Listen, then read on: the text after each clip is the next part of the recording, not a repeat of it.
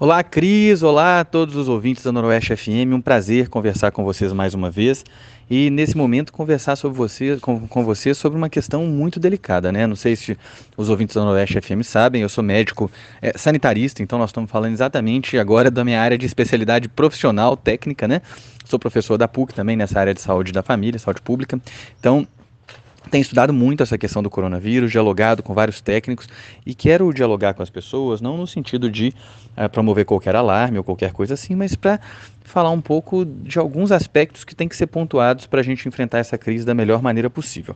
Primeira coisa é o seguinte: o coronavírus é um vírus que já chegou no Brasil, ele já está com transmissão comunitária no Brasil. Então a nossa preocupação já não é mais só com quem teve contato, com quem viajou. O vírus já está espalhando para muito além desse subgrupo original, né, que era a primeira fase da doença. Nós já estamos hoje na chamada terceira fase, que é justo quando tem transmissão comunitária. O que, que isso significa? Isso significa que agora a tendência é que haja um crescimento exponencial de casos, né? Aqui no estado de São Paulo, nós já confirmamos mais de 50 casos em todos os países do mundo. Quando a gente chegou em 50 casos, aconteceu um salto do ponto de vista de progressão da doença, em que ela passou a se multiplicar muito intensamente, dobrando o número de casos a cada 2 dias, mais ou menos, e na verdade chegando a uma multiplicação próxima de 8 a 10 vezes a cada 7 dias. Tá? A questão, então, é agora a gente entender que o que é a prioridade. Conter o vírus por completo é impossível. Muita gente vai adoecer.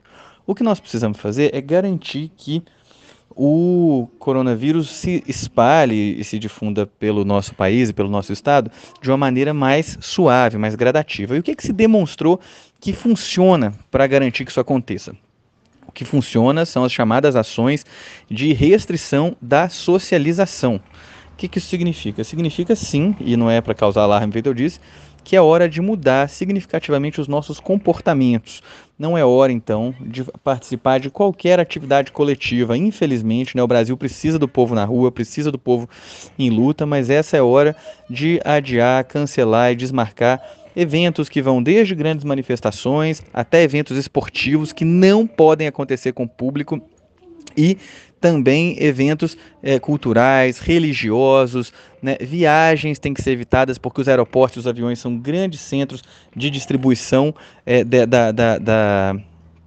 do vírus, tem grande capacidade de difundir o vírus, né? E nesses grandes eventos, o que acontece é o seguinte: normalmente, uma pessoa que está contaminada pelo vírus, ela vai transmitir para 2,5 pessoas, mais ou menos. Para cada um contaminado, 2,5 pessoas a mais vão adoecer em condições normais, sem medidas adequadas, tá? Para entender o tanto que esse vírus é infeccioso, o vírus da gripe normal, que pega muita gente, cada pessoa transmite para 1 a 1,5 pessoa a mais. O coronavírus é 2,5 a 3, na verdade. Tá? Então é muito mais contagioso. E tem também uma mortalidade mais alta, vale dizer. Então contamina mais gente e mata mais. Essa é a razão da nossa preocupação. Então, essa é a primeira medida que as pessoas têm que compreender. Da mesma forma, hábitos culturais como abraçar, beijar, aperto de mão, tudo isso não é que deve ser evitado, isso deve ser suspenso, absolutamente suspenso de agora em diante. A gente tem que assumir mesmo o hábito de não apertar as mãos uma pessoa da outra, não abraçar, não beijar, não é a hora de fazer isso. Mesma coisa, quem está tossindo tem que se proteger, colocar ali a proteção e tudo mais, né? Máscara quando estiver tossindo, se não tiver máscara, um lenço descartável, ou tossir na dobra do braço aqui. Mas isso tudo são medidas que são importantes, né? Mas da mesma forma também é importante a gente ficar em casa, né? Assim, não é quarentena, é o que a gente chama de quarentena voluntária, né? É restrição social voluntária. Evitar eventos desnecessários. Não é hora de fazer churrascão no fim de semana, não é hora de ir para festa de aniversário, nada disso.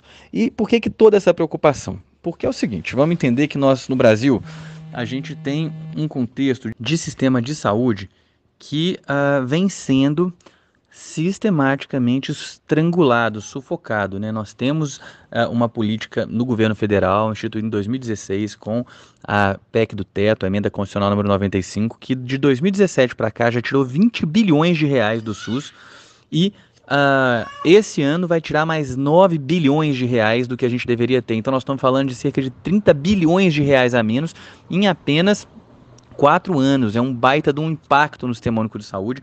Isso tem feito com que as estruturas do SUS, que é quem cuida de 160 milhões de brasileiros, 170 milhões de forma exclusiva, e de todos os brasileiros de uma maneira mais ampla, né, estejam absolutamente sucateadas num momento de crise muito profunda. Para além disso, nós temos em Campinas também um processo intenso de sucateamento do sistema que aconteceu ao longo dos últimos anos, né, com a interrupção de concursos públicos. O prefeito Jonas Donizete passou anos sem fazer concurso público na rede pública de saúde da nossa cidade. Isso causou um processo de sobrecarga dos profissionais, de degradação da qualidade da assistência, que não é brincadeira. As UPAs, por exemplo, as nossas unidades de pronto atendimento, né, estão todas trabalhando com pouca equipe de trabalhadores. Houve sim um chamamento recente de profissionais, nós não sabemos se eles vão aderir e nós não sabemos se eles vão chegar a tempo para enfrentar essa crise. Sem falar que nós estamos agora numa época do ano em que vai ser o pico também da dengue, né? Esse mês agora de março e abril são os meses que tem mais dengue, o que é mais um elemento de pressão intensa sobre o nosso sistema de saúde, e a partir do final de abril a gente começa com a influenza sazonal. Todas essas questões são questões que se somam, né, para fragilizar a capacidade do nosso sistema de saúde de atender as pessoas, o que fica então uma compreensão para as pessoas, tem que ficar uma compreensão sobre o patrimônio que é o SUS e sobre como é que a gente não pode tolerar o sucateamento desse sistema e naturalizar a compreensão de que é SUS, é público, é pobre, é do povo, é ruim.